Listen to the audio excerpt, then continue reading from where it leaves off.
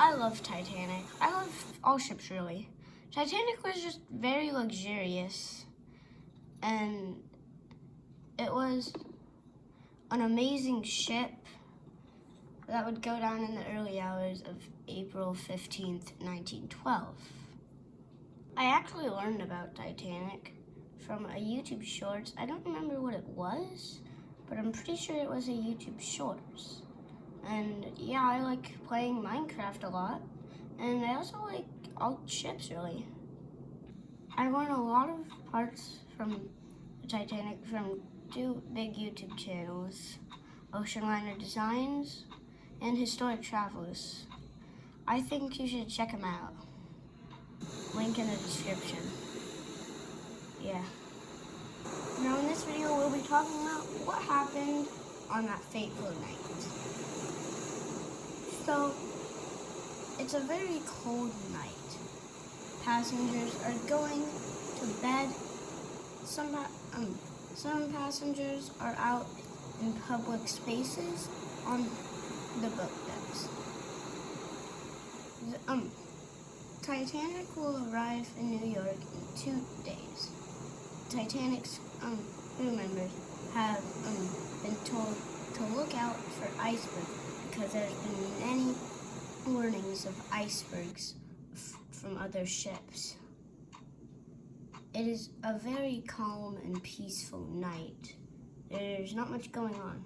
And also, just to let you know, the beautiful animations in this video are provided by Titanic Honor and Glory. Check them out, link in the description. An iceberg is spotted in the distance.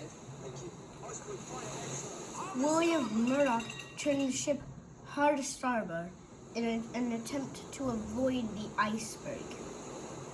They would only have 30 seconds to turn this massive ship.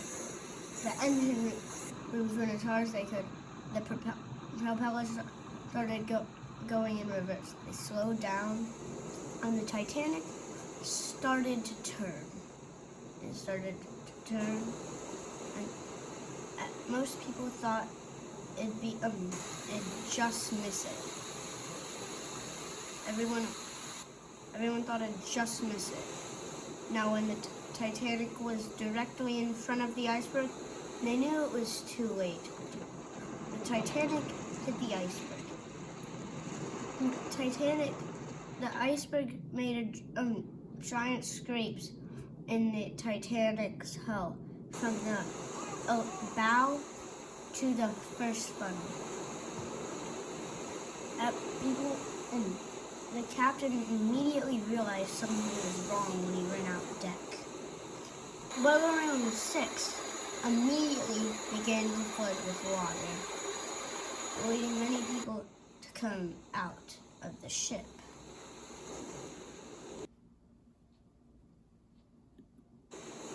Captain Edward Smith told a crew member to go down to the lower decks to check if anything was wrong with the ship. The first report was good, but the crew member hadn't gone far enough down into the decks. Then Thomas Anderson, the chief designer of the Titanic, went down to check the damage himself, and he saw that boiler room 6 was flooding. That was 40 minutes after the iceberg had hit the Titanic, and he went up to tell Captain Smith. Titanic's hallways started flooding rapidly. The Titanic was doomed. The lifeboats were getting ready to be deployed on the Titanic. When Titanic's lifeboats were ready to be deployed, Titanic's crew members allowed women and children first into the lifeboats. First Officer William Murdoch took this as what it was supposed to be. Women and children first, but if there were no more women and children around, he would let men onto the boats. But Second Officer Charles Lightoller took it as that women and children only, even if there were no women and children around, he'd be wearing half full or something like that. So that's why some of Titanic's lifeboats weren't full. Around this time, the ship's orchestra started to play music to keep everything calm in the Titanic and not to make passengers worry about what was going to happen that night. People on the Titanic were coming around the Grand Staircase and waiting in there, trying to get more information about what's going on the Titanic. The RMS Carpathia received Titanic's distress calls and came immediately to the site. They wouldn't make it in time, though. Lifeboat number 7 was the first lifeboat launched on the Titanic.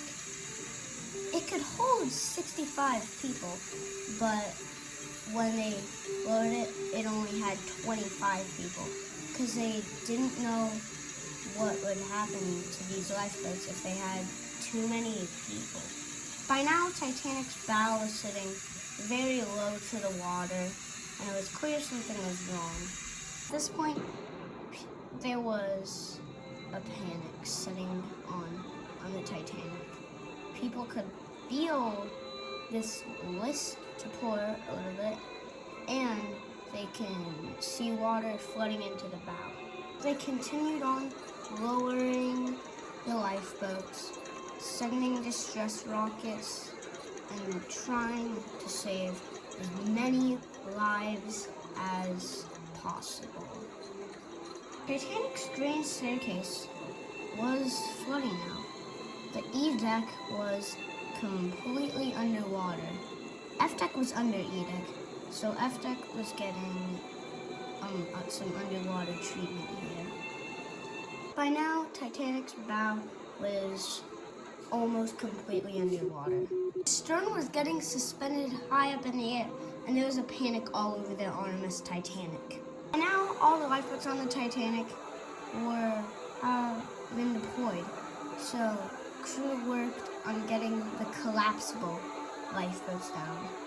Collapsible lifeboats A and B. Collapsible lifeboat A slid down the side of the building and landed upright. But you can't say the same for collapsible lifeboat B. Collapsible lifeboat B tumbled over and capsized on the water. Titanic was dropping super fast now that everything was getting shattered. The Grand Staircase was being ripped apart by water. The propellers were going higher and higher each second. Everything was going as bad as it could possibly go. It's around this time that the lights started to dim a little bit, and the Grand Staircase A deck was completely underwater and was starting to go up to the boat deck. This is also around the time when everything started tumbling down that wasn't attached to the floor. The lights started dimming, and it was as bad as possible. Titanic was getting so dark that no one could see anything. Titanic's funnels were not in good condition at all. They were about as thin as paper, and tons of water pouring on it every second isn't good to thin paper. Titanic's first funnel started to fall over when the guide wire snapped and fell on people's heads, killing them instantly. One of those people who it crushed was John Jacob Astor IV, the richest passenger on board the Titanic. Titanic was meeting peak stresses. There was water at Titanic's second funnel now, so it also collapsed with a bunch of electricity sparks from it and a bunch of soot. Now, Titanic's back was getting suspended up in the air at about 23 degrees. Titanic was meeting peak stresses.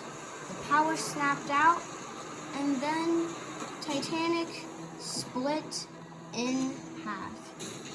Titanic violently got ripped in half right at the base of the third funnel. Lots of electricity shards everywhere. Titanic was in not good condition. Now, Thomas Andrews said that the Titanic could stay afloat if it had split in half, but with the bow still attached, kind of, it was pulling the Titanic down. Now that theory would be tested in a horrifying way. The bow is pulling down the stern though, so then the stern broke free and went directly vertical, 90 degrees up in the sky. Titanic's massive stern was 90 degrees in the air, and with water rushing in, Titanic's stern began to flood. It began to be violently pulled under the Atlantic Ocean, with lots of people clinging on dear life on there. Many of these people clinging onto the stern right now would be lost. The water rapidly grabbed the Titanic and completely dragged her underwater. This was the last time any of these survivors had ever seen Titanic. Now, then, a couple minutes after the Titanic was sank, passengers reported of hearing some loud booms.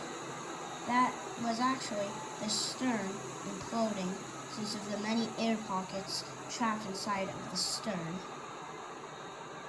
The Carpathia came 2 hours later, and they picked up the 705 survivors out of 2,200 passengers. So that's a wrap on the video. Please like and subscribe, and if you want, share this video to someone who you think might like it. And like I said, check out Oceanliner Designs, Historic Travels, and Titanic Honor and Glory. It's really good. And bye guys, like and subscribe.